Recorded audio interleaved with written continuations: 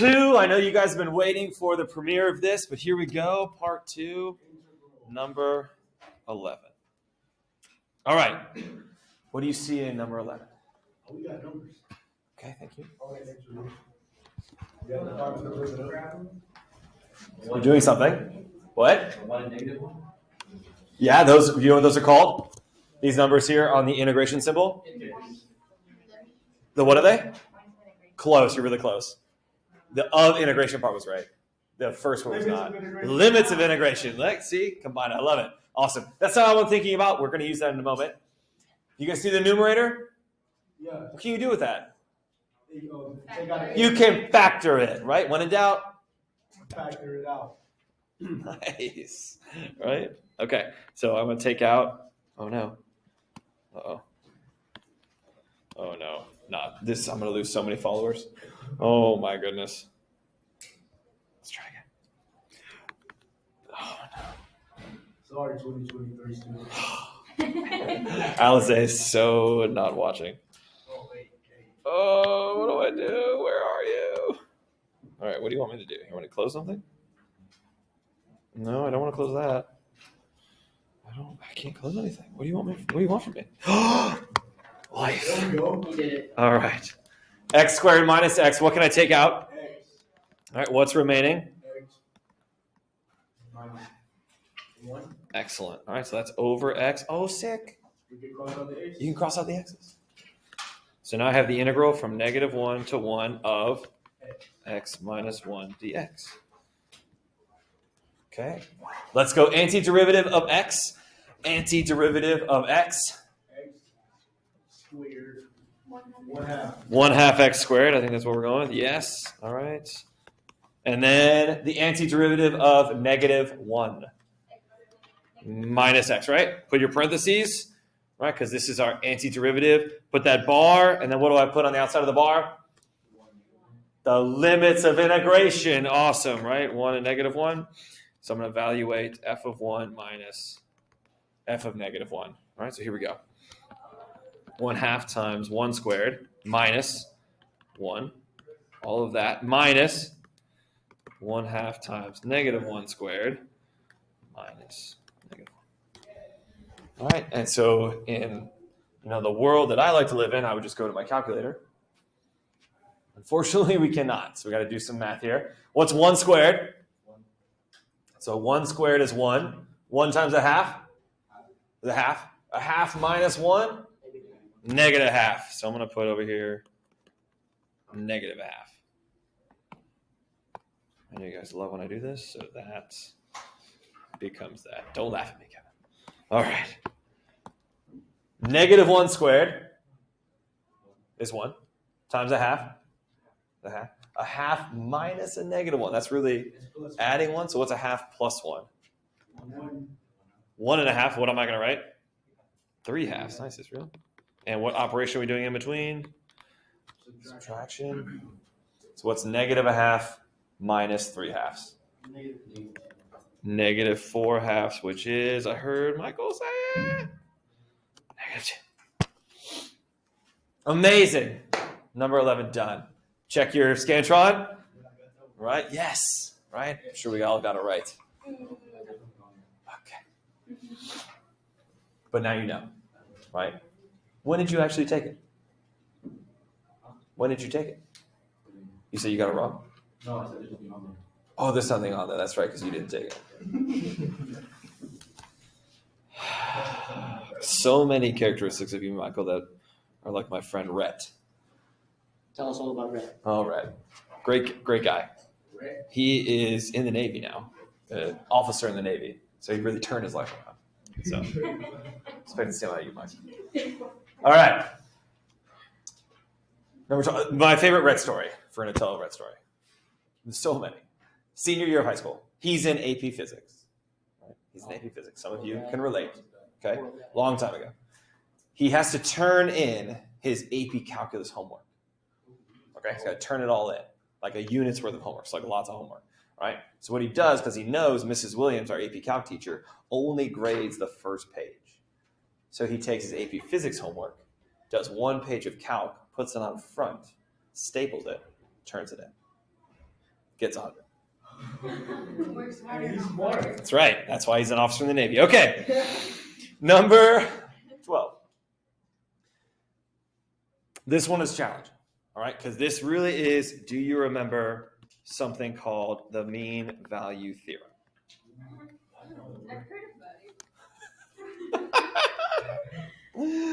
it. Anyway, what the mean value theorem states that we talked about in the first semester is that if you take the derivative of your function, all right, there is some value c, so some value c, some number c, that is equal to the average rate of change over the interval that you're looking at. I'm going to say it again. Okay? The mean value theorem says that at some point over an interval, right? So you can think of like 0 to 4, or 4 to 8, or 8 to 12. So on one of these intervals, okay, the average value of all of the values in that interval will equal to this number. Okay? And there's some value c where that's true. So here's how you do it.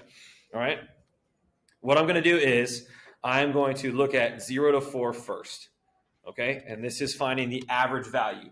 So I'm going to do the change in my y's, so f of 4 minus f of 0 over the change in my x's.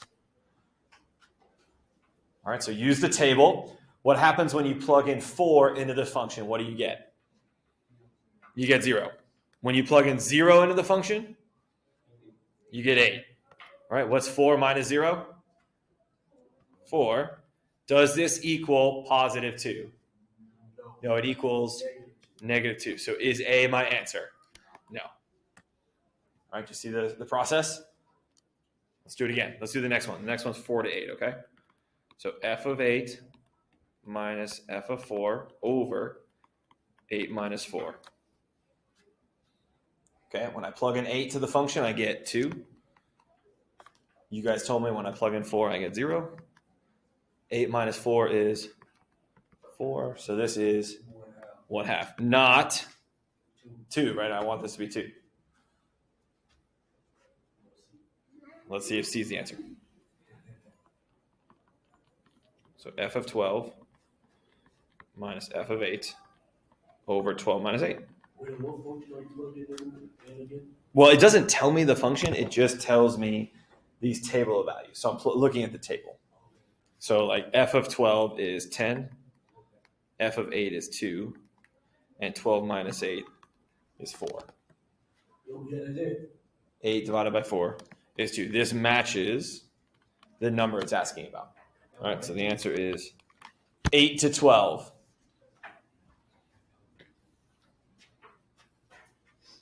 Got this, man. Yeah? Nice. Now you know why it's right.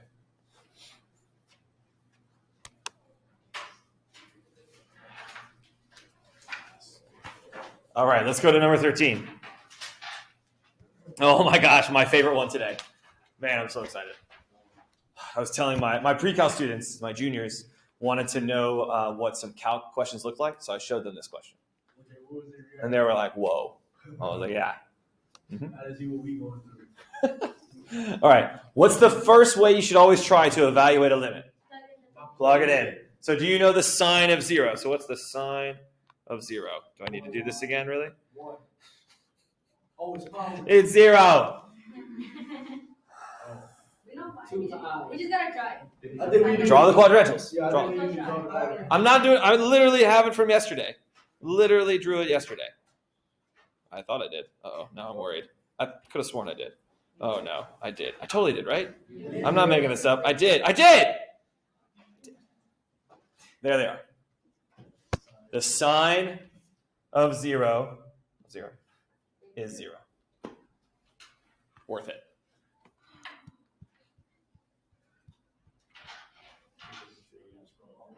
Here we go. E to the 0 power minus 1. So it's e to the 0 power. Anything to the 0 power is 1.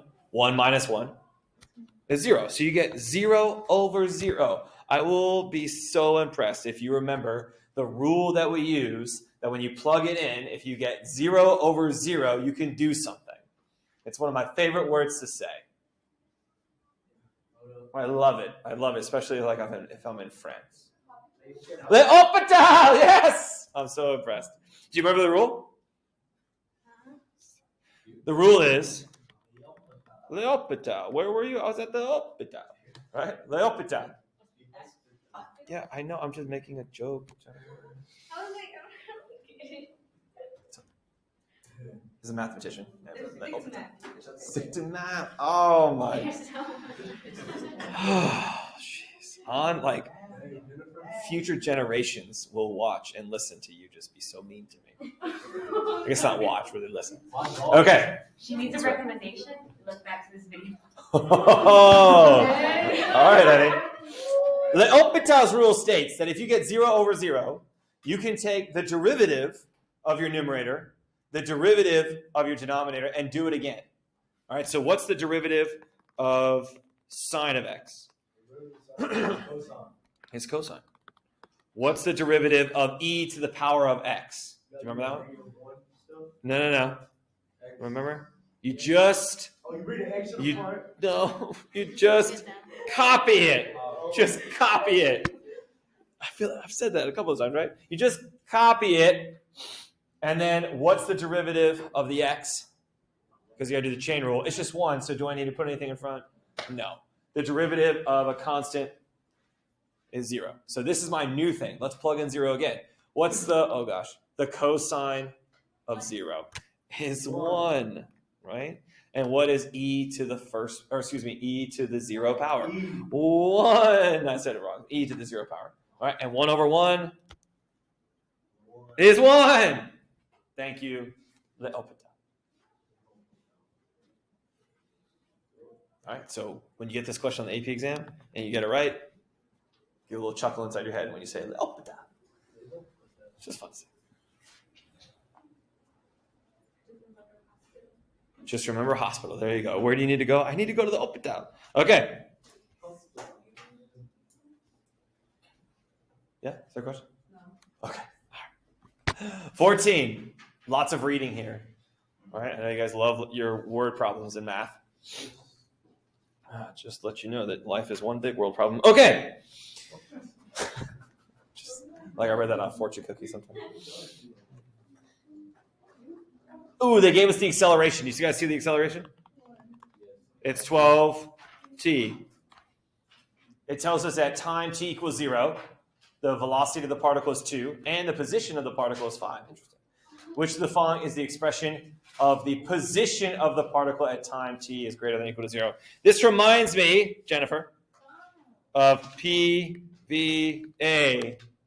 right? Or if Andrew was here, Pachycephalosaurus, Velociraptor, and Ankylosaurus. That's right. Andrew would be so proud. Pour one out for Andrew. Now, this that they gave us the acceleration. So how do I back up to the velocity? Which we call the antiderivative. Very good. All right, so let's go backwards to find the velocity.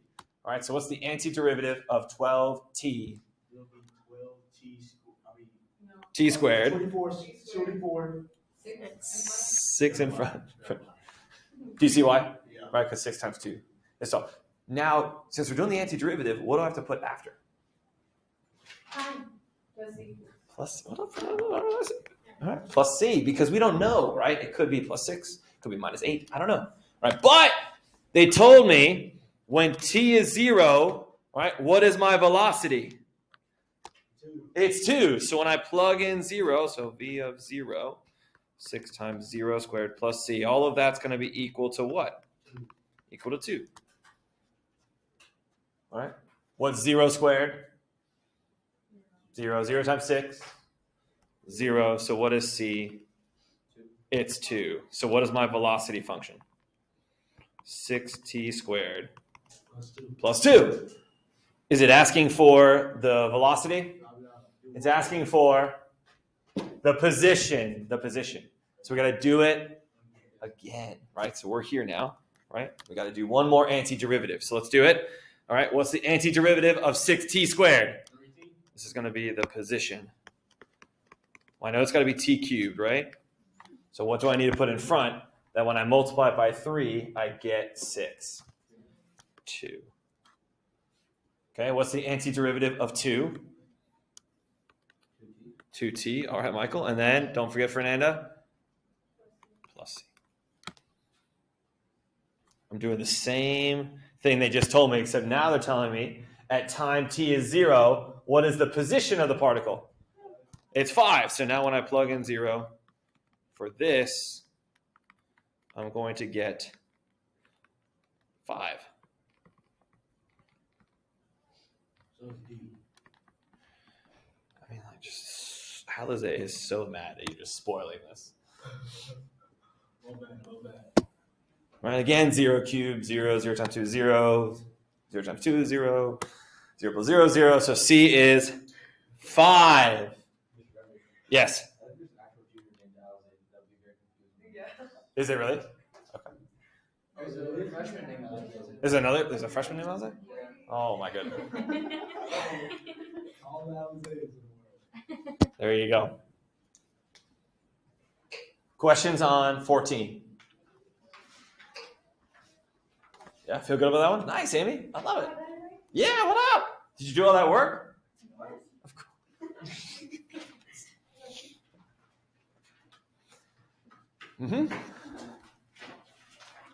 All right, 15. Oh man, 15. So good. The nice thing about 15 is that when we did a problem like this in the first semester, I made you guys do it without actually being able to take the derivative, without showing you that power rule, kind of like the cheating way of doing the derivative, like the fast way, the quick hand. All right, so we did this. It took forever. All right, it's a long process. All right, because when we took derivatives back then, we had to do them with the limits. All right, but now since we know derivatives, we can make this much faster. So let's just do a quick conversation about how you know if a function is continuous. Because if you notice in the answer choices, it says, is a function essentially continuous and differentiable? So who remembers how to determine if a function is continuous?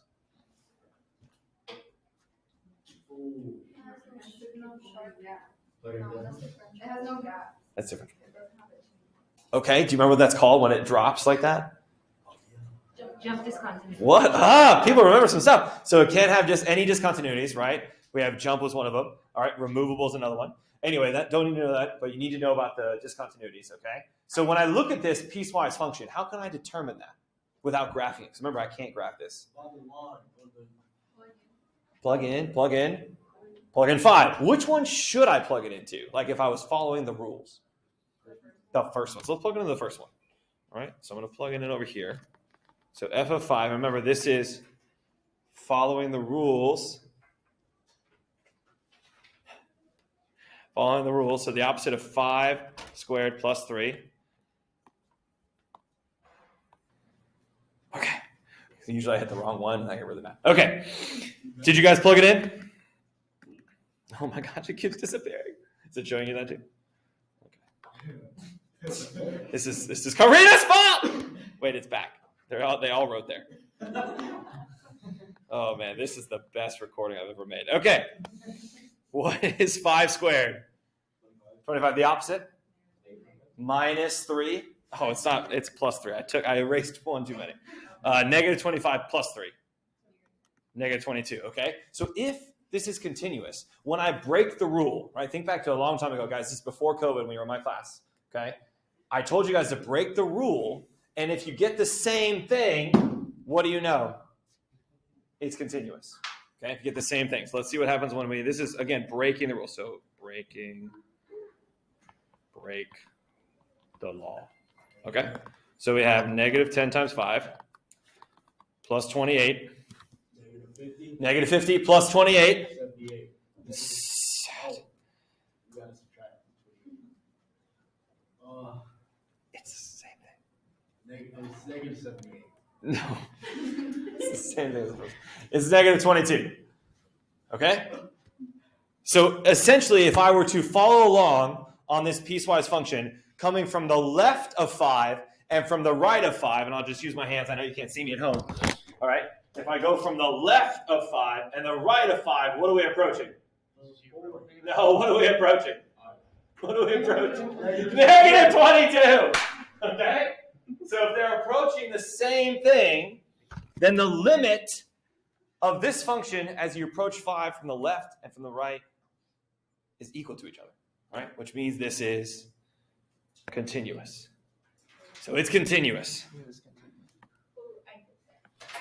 So now we're down to a coin flip. All right, but we're going to figure out which one it is. You prove that? Look at you. Well done. But then I guess we're gonna figure out differential. Okay. Let's talk about differentiable. Now, this is one of those things where if you're doing this the long way like we did in the first semester, it's going to take you a while. So let's do the fast way. The fast way is to take the derivative of both pieces. Here's the fast way, shorthand way. What's the derivative when I do negative x squared? What do I write down for the derivative of negative x squared?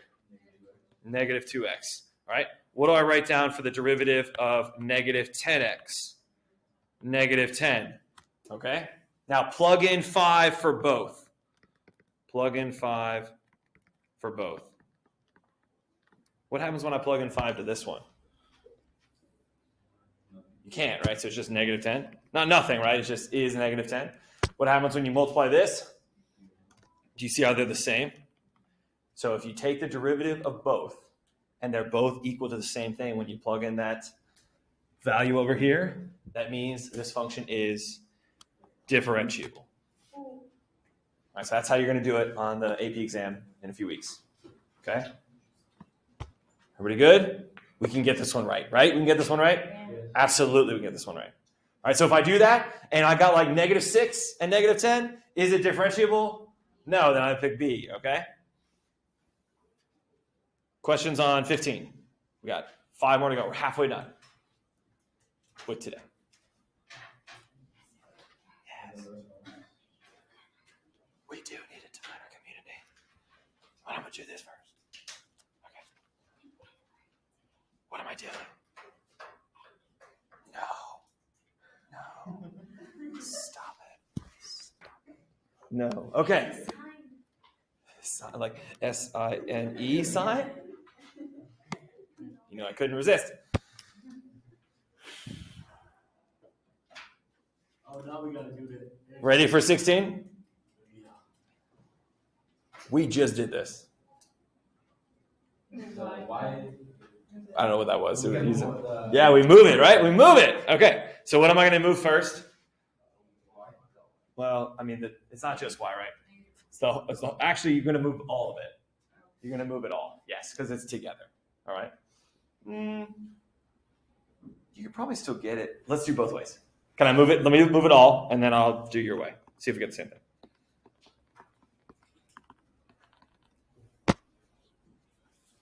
Okay, so I'm going to do the integral. Let me clean this up a little bit. Of 2 minus y to the negative first power dy equals integral of dx. Now, I'm going to use u substitution here. Okay? Because of this fact that it doesn't say like y minus 2. If it said y minus 2, that y is positive, so I know I'm not going to have any issues there. But watch what happens when I do the u substitution. Okay, so u equals 2 minus y. What's my du going to be? Well, the derivative of 2 is nothing. Yeah. What's the derivative of y going to be? Y dy dy. Going to be negative 1 dy. Right? Because when you do the derivative of y, it goes to 1. But you have a negative sign there, right? A negative sign. Okay. Do I want negative dy? Bless you. Do I want negative dy here? No. So I need to move it over. How do I move that over? Divide by negative 1. Bless you. So now I have the opposite of du is dy. So let's see if you're ready to follow me with this one. Ready? Let me do this. So I'm just focusing on this right now. So I have negative u to the first power du. Okay, how's everybody doing? See where I put the negative? Put the negative up front. There's my du, which replaces dy. And then this was my u substitution, right? So this becomes u to the negative first power. We should know this one now. Do you remember how to find the antiderivative of something raised to the negative first power? Natural log of the absolute value of your thing, right? And then don't forget what was in front of my integral. A negative. All right, so can you pick it back? I'm sorry, go ahead. The negative comes from the negative du, right? From this right here, yes. So this, I want to replace dy. All right, so I put negative du. I just don't put my negative here. I just put it in front. You could put it right there, Michael, no problem. Okay, so now let me try to pick it back up. Let's see if you're good with this. So I have the opposite of the natural log of the absolute value of 2 minus y equals, do you guys remember the antiderivative of dx? The antiderivative of dx is just x. Don't forget Fernanda. Plus c.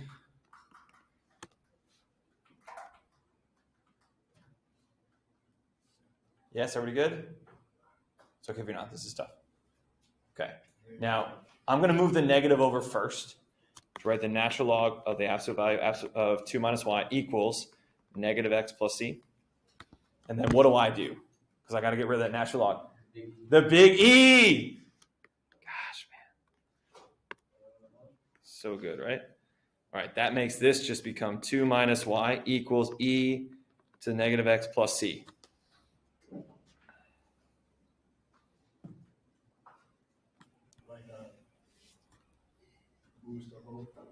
What do I have to do? I am, yes. I'm going to isolate for y. All right, so let's see if you're good with this, Cameron. Watch this. I'm actually just going to move this y over. Yes, are we good? Make it positive y. And move this over with subtraction. So let's see if you're good with this answer.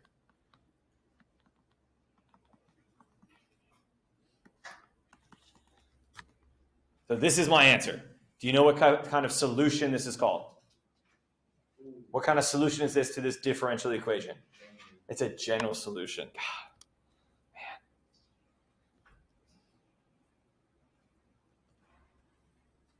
General solution. So what am I going to cross out? Do you feel confident to cross out anything right now? What if my... yeah, I think we would cross out D because I have 2 minus E. Sad. I am going to. I always just check because sometimes, Jennifer, based on my general solution, I can pick out the answer to save myself time. Right? In this case, I can't. So now I'm going to plug in when x is 1, y is 1. All right. So yes.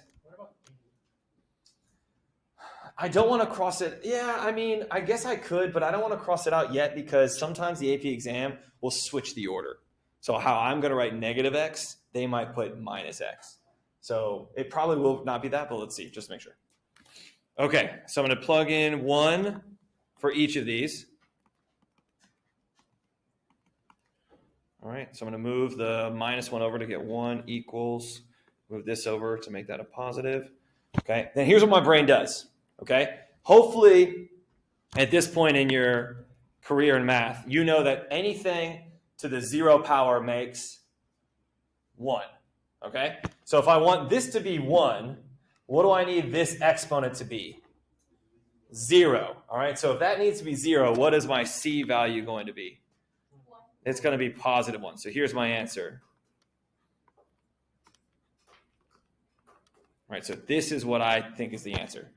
Right, but when you look at the answer choices, you should notice that the AP exam has switched the order. Right, they write 1 minus x, which is B. Can I, Natalie, if we have time at the end, can I do the other way? So I want to make sure we get through the last 4.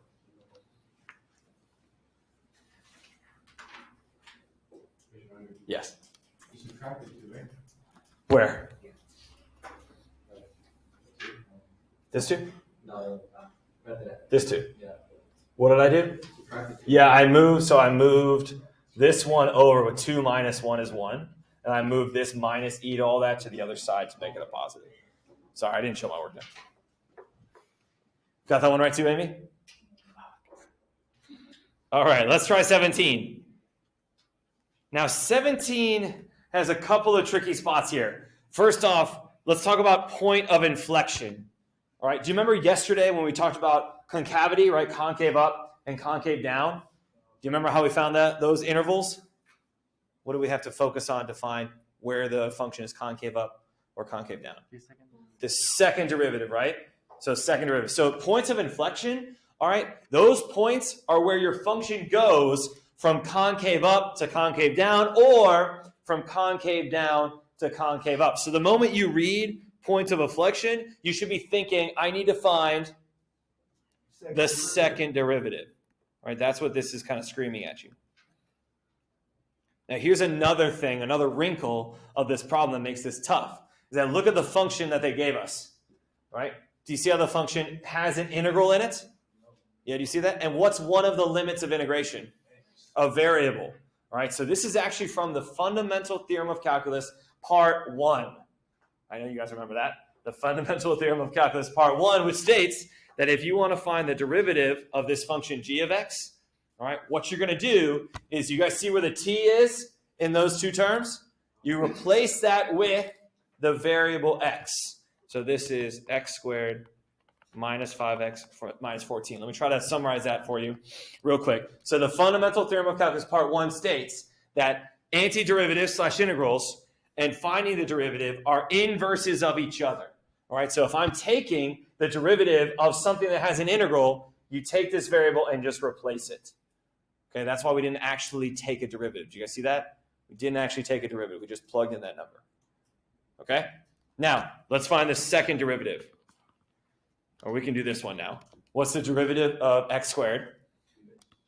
All right, derivative of minus 5x minus 5.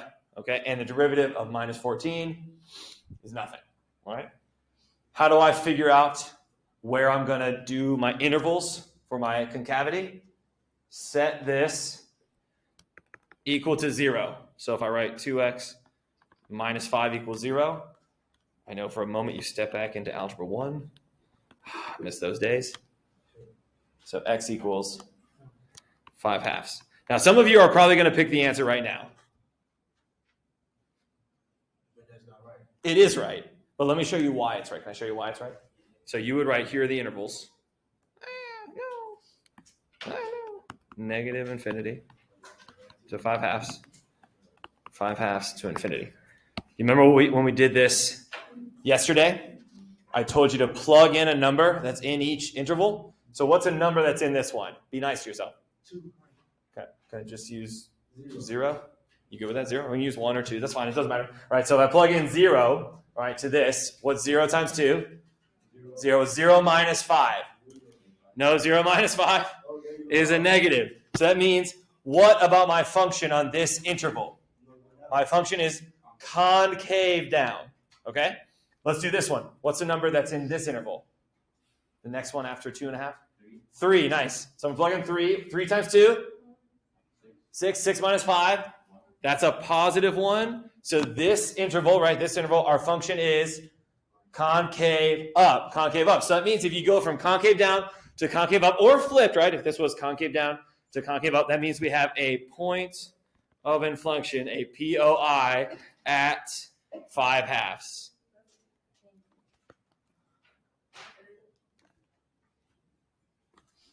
Excellent.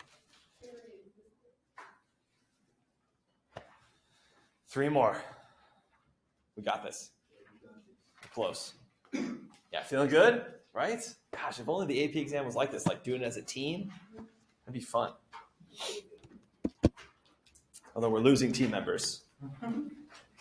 You've been voted off. Okay. 18.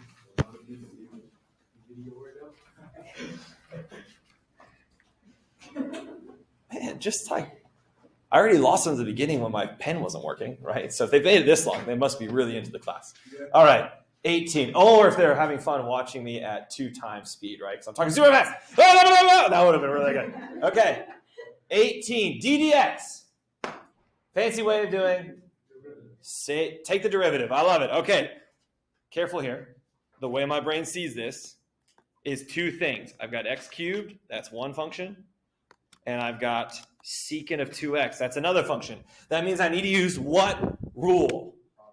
Product rule. Gosh, amazing. Oh, man. You know, I'm going to tell you a story after I'm done about my other friend named Michael in school. There's some other similarities between you and him besides your name. Okay. Do you remember how to do it, the product rule? You take the original first. You want to do that? You can do it. Since it's addition in between, it doesn't matter. The way I taught you was take the derivative of the first one first. So what's the derivative of this one? 3x squared. 3x squared times the original second, just secant of 2x, plus Derivative of the second. Ooh, got to be careful here, right? Do you remember how to do the derivative of secant?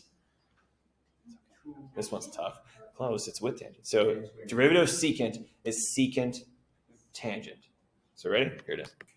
Secant of 2x times the tangent of 2x. And then hopefully you have alarm bells going off, right? Because we need to do the chain rule. What up, Israel? The chain rule. What's the derivative of 2x? 2, so times 2. And then times the original first one. Times the original first one, which was x cubed. So let's clean this up.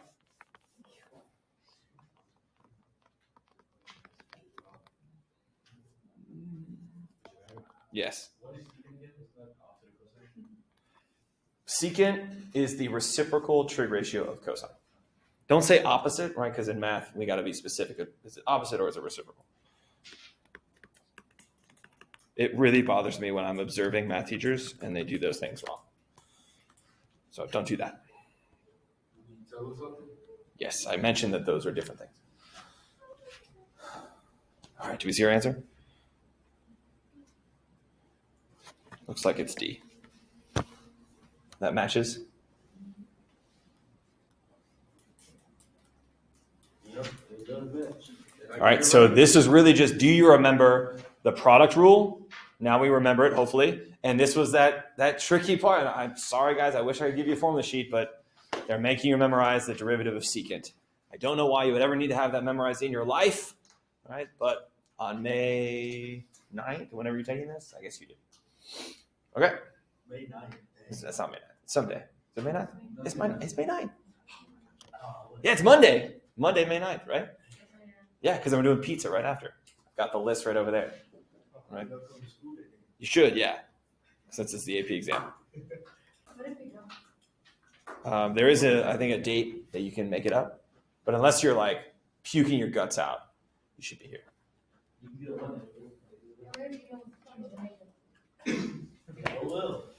Number 19. We get a 1. Put your name on it. Number 19. 2 more, guys. We're almost done. Okay. So we have a particle moving along the y-axis, right? Telling us that time is greater than or equal to 0. Excellent. So negative time doesn't exist. All right. Gives us the position function. Interesting. Position function. Pachycephalosaurus. Okay. That close. All right. Which of the following statements are true given that we're talking about time is 1? All right. So notice if you're having trouble with this, the first thing I would say is you see the word velocity, right? So you think, okay, I definitely need to find what function?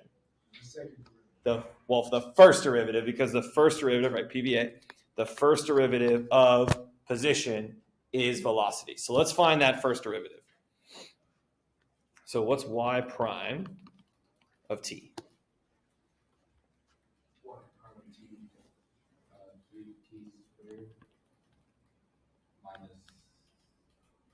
18.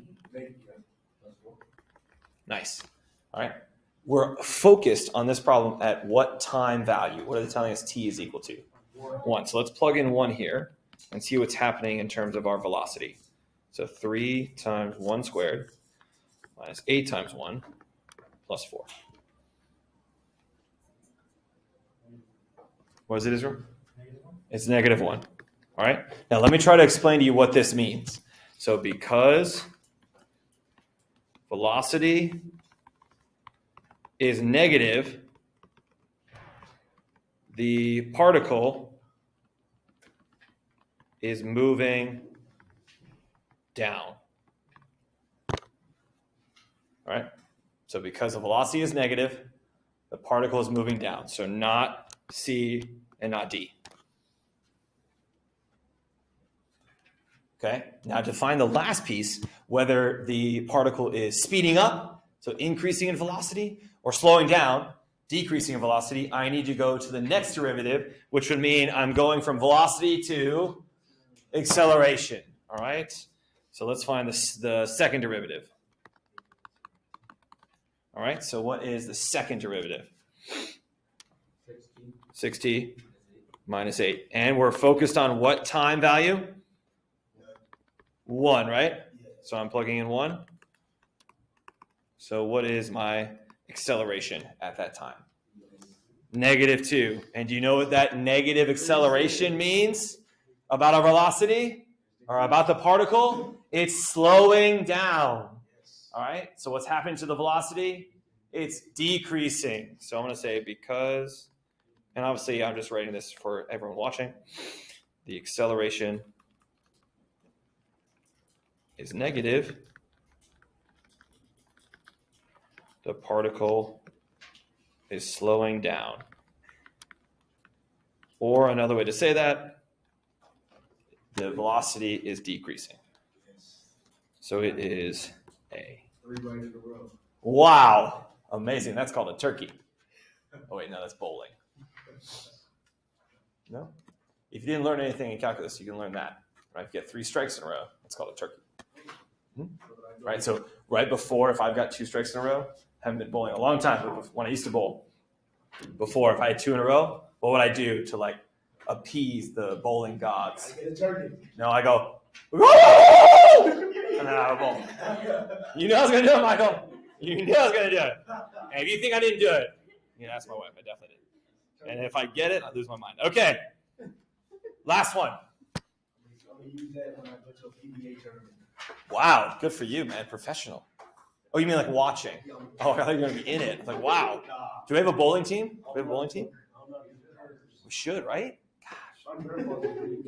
Yeah? Man, you get the leg out, right?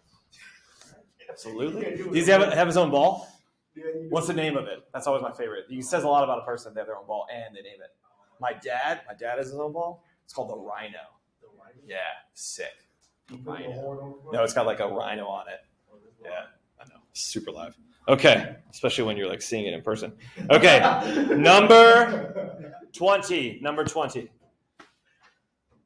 All right, here we got this. We can do this. We can do this. We got this. Last one. Okay. So this is really a question of were you paying attention when we talked about properties of integrals. So I'm hoping you remember this, okay? Can you guys just look quick at letter A? What did they do to the limits of integration? They changed them. Do you know what that does to the value of your integral? It makes it the opposite. Nice. So can we find letter A? It says, which of the following can you not do? Can we do letter A? For sure we can do letter A. So it's not A. Okay? What about letter B? It throws a constant in there. How would I rewrite this if I was actually doing that? How would I rewrite it? Very good. I put the 3 in front of the integral. Right? So that'd just be 3 times 8, right? So 24. So can we do letter B? You betcha. Okay? I'm going to skip C. You probably know why. I'm going to go to D.